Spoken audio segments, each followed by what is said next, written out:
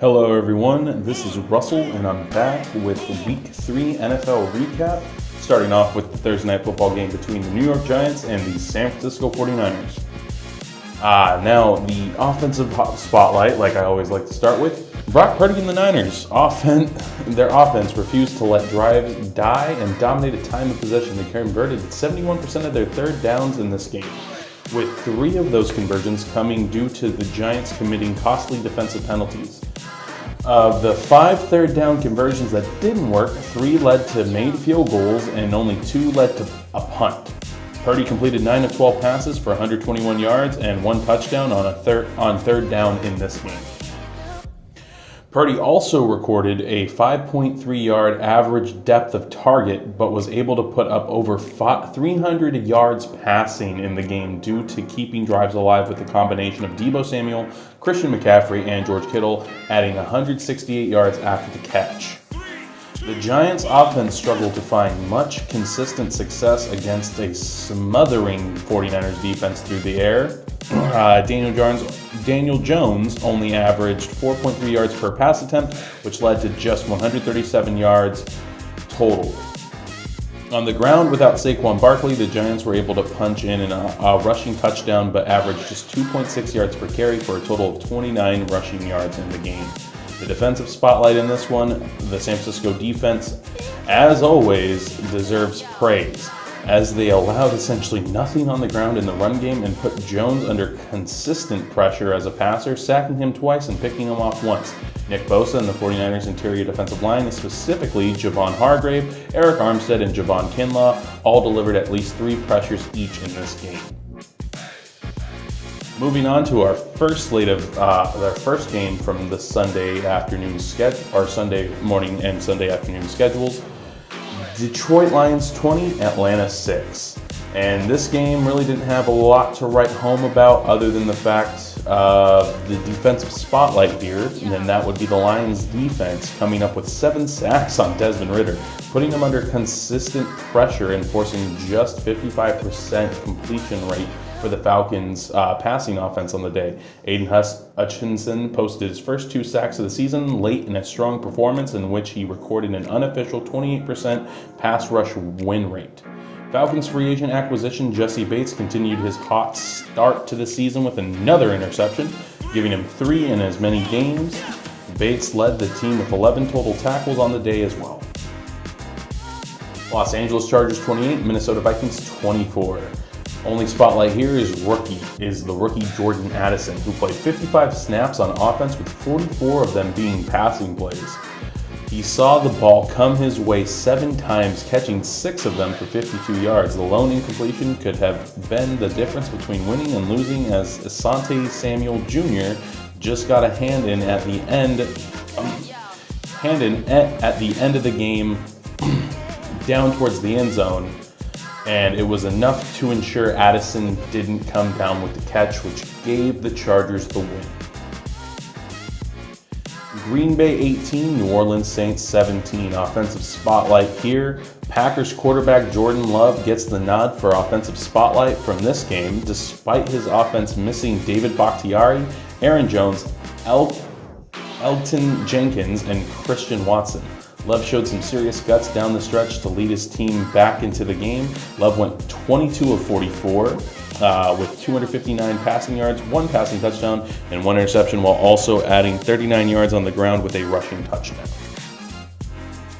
Next game, Houston Texans 37, Jaguars 17. Now, I really didn't think this game was going to go the way it did. The Jacksonville Jaguars looked very promising and lost the week prior to the Kansas City Chiefs, even though they had only put up 9 points, and with a dominating win over the Indianapolis Colts in Indianapolis, which was their first time winning since 2015 down there.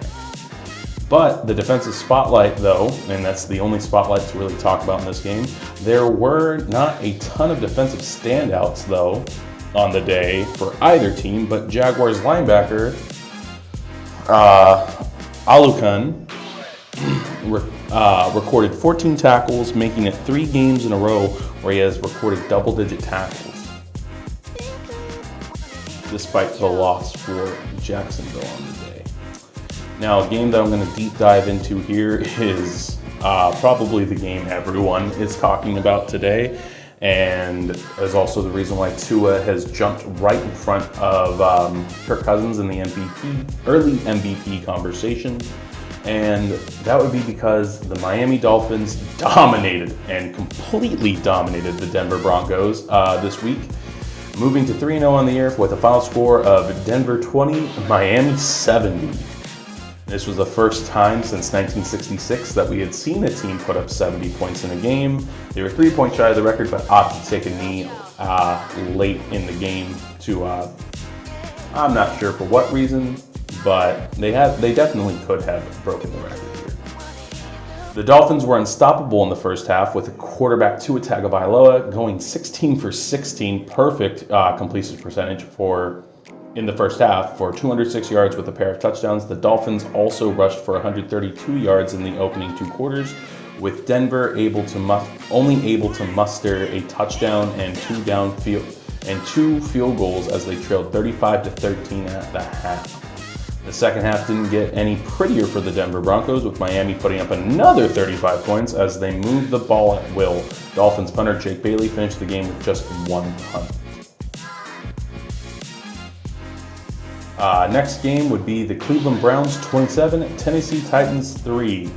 Deshaun Watson had a strong day, looking like his old self again from those days with the Houston Texans, completing 27 of his 33 pass attempts for 289 yards and 2 touchdown passes. Watson finished the day with a 123.4 passer rating, which included a 43-yard touchdown pass to Amari Cooper in the fourth quarter to seal it. Cooper brought in 7 of 8 targets for 116 yards and the lone touchdown. The Titans offense had absolutely nothing to work with in this game. The Browns defense held them to just 26 rushing yards and 104 passing yards, making their defense top 2 in yards allowed. Buffalo Bills 37, Washington Commanders 3. This was just another slaughter of a game.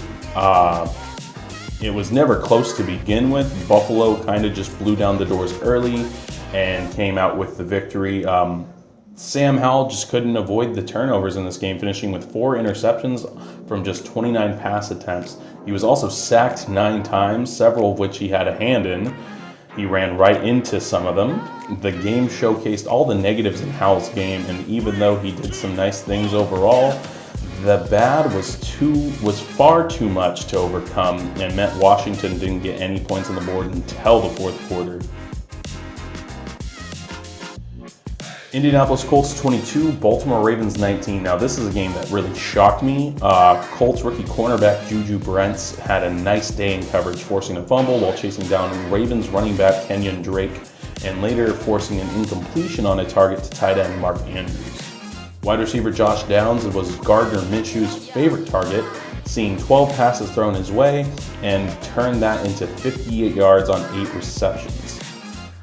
The Ravens again heavily featured Zay Flowers on offense, with the rookie picking up 48 yards on 8 receptions from only 10 targets.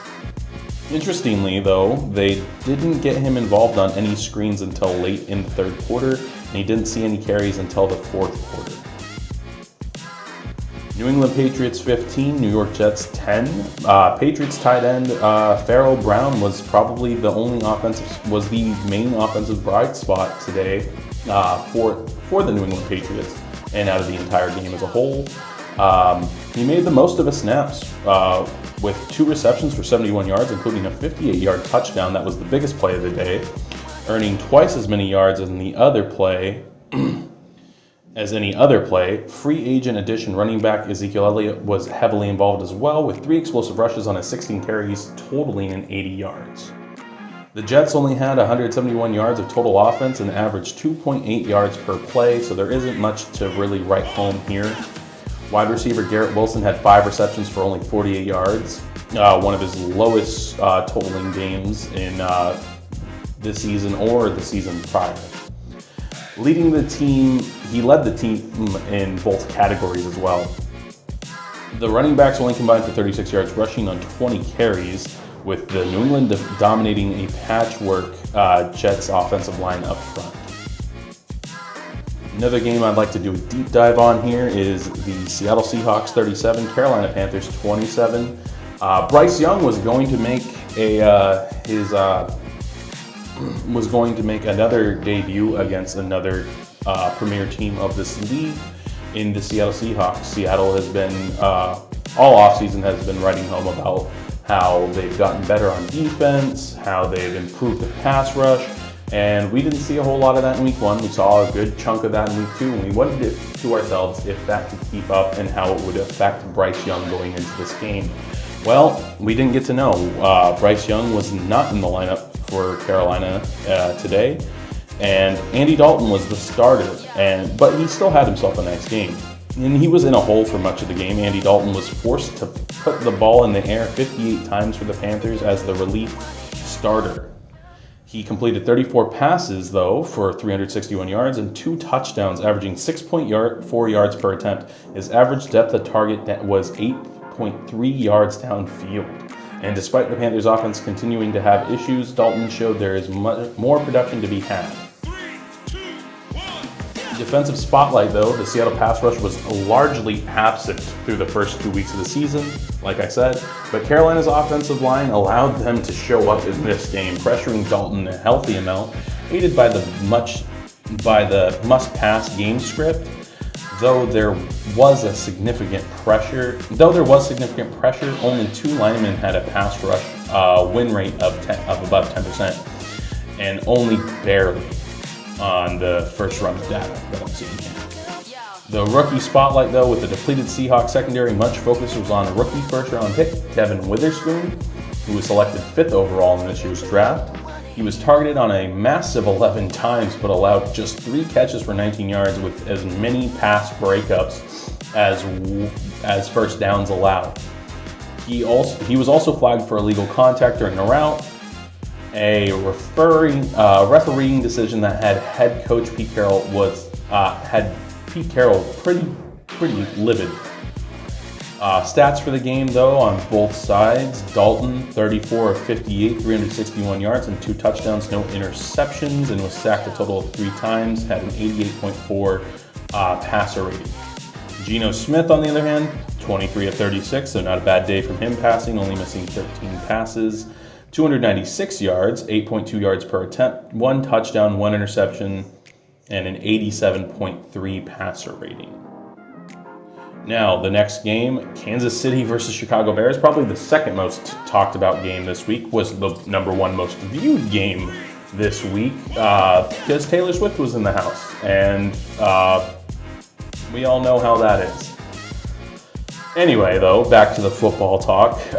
The rookie spotlight is the main thing I want to talk about here. Second round wide receiver Rashee Rice continues to play a big part in this Chiefs offense, pulling in 5 of 7 targets for 59 yards in this contest. But Bears rookie running back Roschon Johnson wound up leading their running backs in carries, turning 8 attempts into 38 yards and adding a pair of catches for 11 yards on his only 2 targets of the game. Pretty good production out of the Bears rookie running back, but not enough to really do anything for them, as the final score was Kansas City 41, Chicago Bears 10. Also, Travis Kelce had a pretty nice game as well. And probably the upset of the week as well, and I want to just talk about the offensive spotlight before I get into the final scores or anything. Cardinals quarterback Josh Dobbs, who is filling in for the injured Kyler Murray, as we all know, played very well against one of the best defenses the NFL has to offer this season. He finished the game 17 of 21, only missing 4 passes with 189 yards, 1 passing touchdown, no interceptions, while also adding 55 yards on 6 carries as the Arizona Cardinals down the Dallas Cowboys 28-16 in Arizona.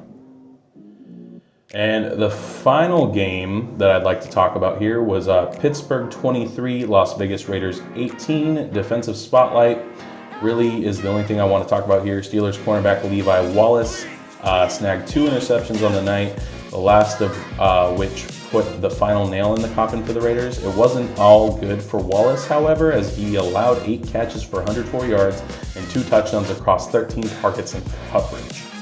And now, I misspoke earlier when I said final game because there's still the 2 Monday night games to talk about.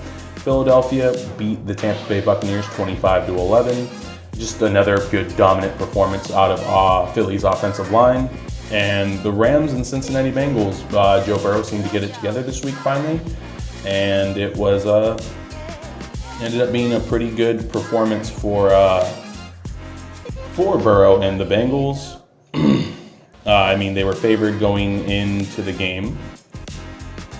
Matthew Stafford also performed all right. Probably had one of his worst games of the year for this game. Was only 18 of 33, 269 yards, passer rating of 66.3, 1 touchdown to only 2 interceptions. And despite the no touchdowns, 1 interceptions for Joe Burrow, he still was 26 of 49, 259 yards, and had a passer rating of 59.8. and was only sacked twice. He faced a lot of pressure in this game coming from the Rams' front 7. So that is your Week 3 NFL recap. I've been Russ, and I hope you guys have a great week.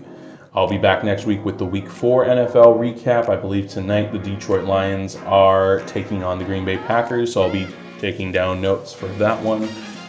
Anyway, if you enjoyed this video, click like, share, and subscribe if you are new. Tap that bell to get all of our post notifications, and I'll see you next week for Week 4.